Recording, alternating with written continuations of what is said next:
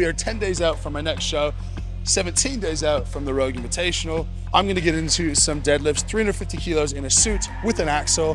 World record is 11. Go ahead and put in the comments what you think I'll hit in comp and what you think I'll hit today. We'll see how we go. Back's feeling much better. The prep has been funny. It's been mostly about, am I able to keep myself in one piece and recover while still training? So I think I'm in a pretty good spot, but time will tell. Now, before we continue, I've put out a free core bracing PDF. This is the #1 thing that I think you should know for your back safety and for efficiency for transferring power from legs to upper body. If you haven't already, check the link in the bio. It's already been downloaded about 1,000 times by people, 100% free.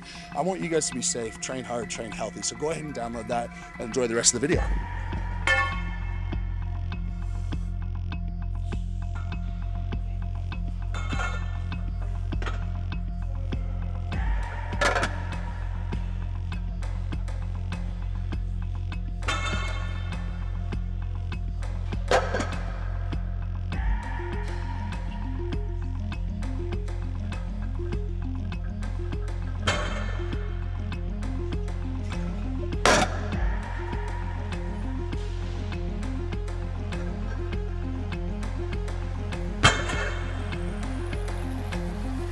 For anyone doing equipped lifting, what percentage of your working weight would you start to like throw on the equipment?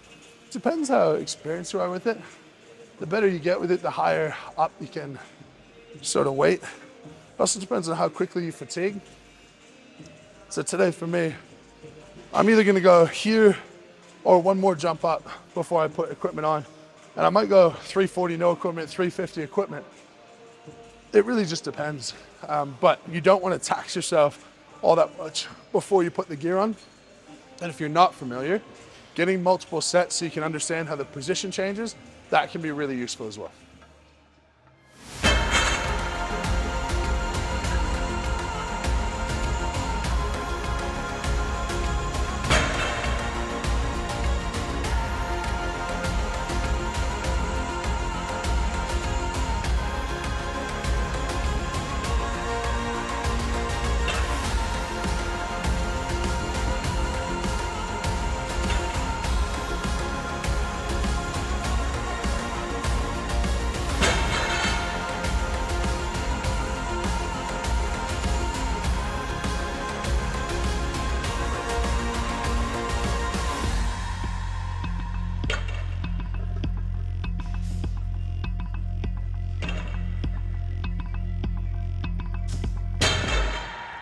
Well, hypothetically, it keeps your back safer, which I subscribe to an extent.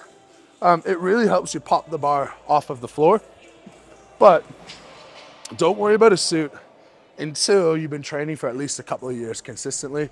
It totally changes the mechanics of your deadlift, and you don't want to be starting that too early or else you become super reliant on a suit. So it wedges you down into position. It's really, really uncomfortable at the bottom, but it makes the first 8 inches of the lift basically a non-effort. For individuals who have used a suit in the past and are looking to get a little bit more out of it, what are some like tips and tricks that you've learned over the years that just helps you get a little bit more out of your suit? One thing that can be useful, depending on how the suit fits you, like if you're not a guy with a big gut, chuck a soft belt underneath the suit. Massive, massive difference. It works very well. Then make sure that you're tightening the suit based on what you're doing. So if you're doing an event where you anticipate getting 10 reps or so, you should probably have the suit on pretty loose around the shoulders, or else your head's gonna feel like it's gonna explode. If it's a 1 rep max, the effort should be getting to the bar, rolling the bar into you, getting your feet close enough that you can deadlift properly. So that's where I would start. But just like with yoke, just like with other heavy deadlifts, even though you have a suit for support, the load is still going through your hands, elbows, shoulders. Your nervous system starts to handle a heavier load. So I would say use the suit very sparingly, once a week, absolute maximum. Once every other week is probably more ideal. And obviously it depends on strength level, but making sure that you're not using the suit in excess.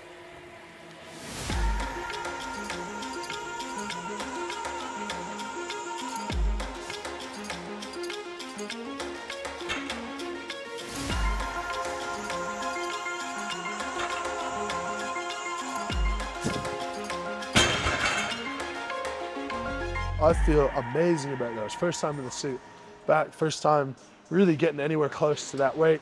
And it feels basically like it felt before. I'm probably 5% off, 5 to 10% off, but I could hit 365 for 5 today, no problem, which is an amazing spot to be in. Great for Glasgow. We're gonna raise these deadlifts up and do some rack pulls and see what confidence is like there. But I couldn't have asked for more from this session today. I was hoping for 3x3 at 350, worked up to 365, no problem. So yeah, feel really, really good about those. If you were a carbohydrate, what would you have? We have. Oh yes, I've had this. It's the old healthy food they try and make taste good.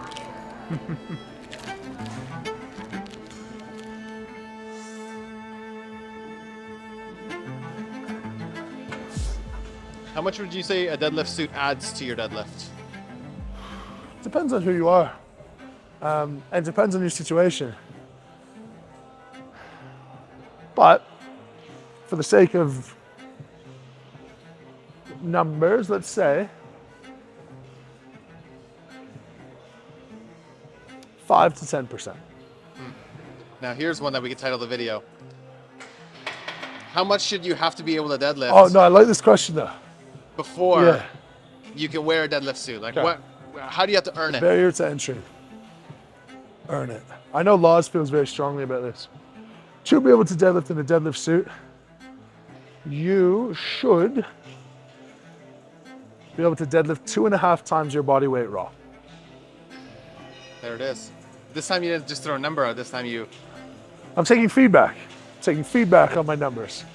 So keep the feedback coming, but I think that's, if you can't deadlift 2.5 times body weight, we'll probably just chill out on needing to get in the suit.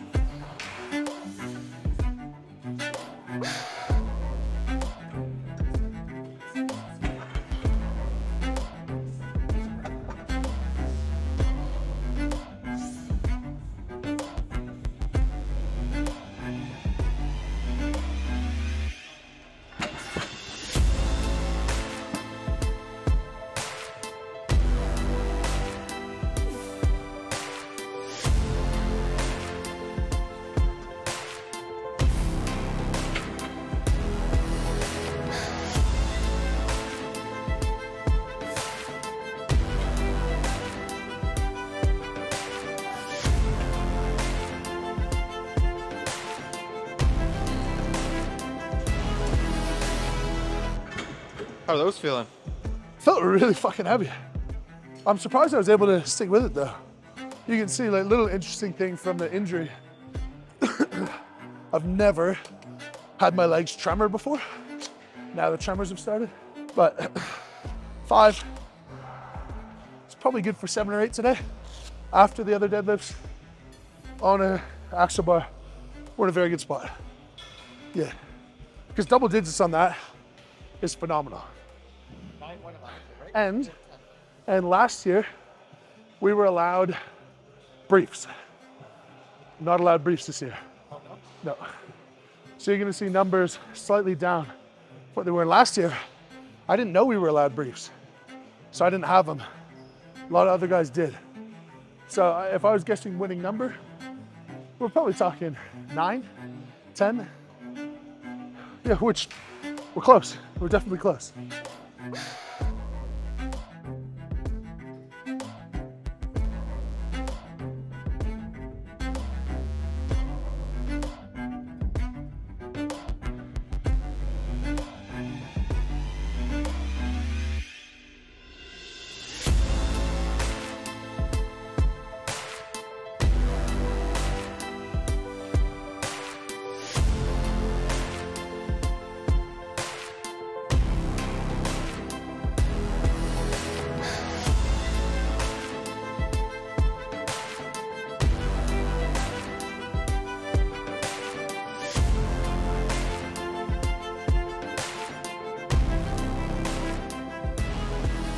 So the origin of training it this way for the arm over arm is that I wanted to be able to train my grip for the arm over arm, which is a limiting factor, without the repetitive flexion extension at high speed for my back. And if you think about the limiting factor it's always gonna be your hands sliding. And if we can get this time up to a similar time that I could expect from myself in the roller coaster, then we are in a really good spot. So I've just progressively overloaded it, and this is way easier to set up, way less time, way less total energy expenditure. So you can train the particular element that's gonna be the challenge, and you don't have to get the full fatigue from doing the whole movement itself. Same principle that I was using with the truck pull, where first 5 meters are gonna be the hardest, so I just train the first 5 meters. Grip's gonna be the hardest, I'm just training grip. So you can use that, take that forward for your own training as well. And make sure you're very selective with where you're gonna stress out your body.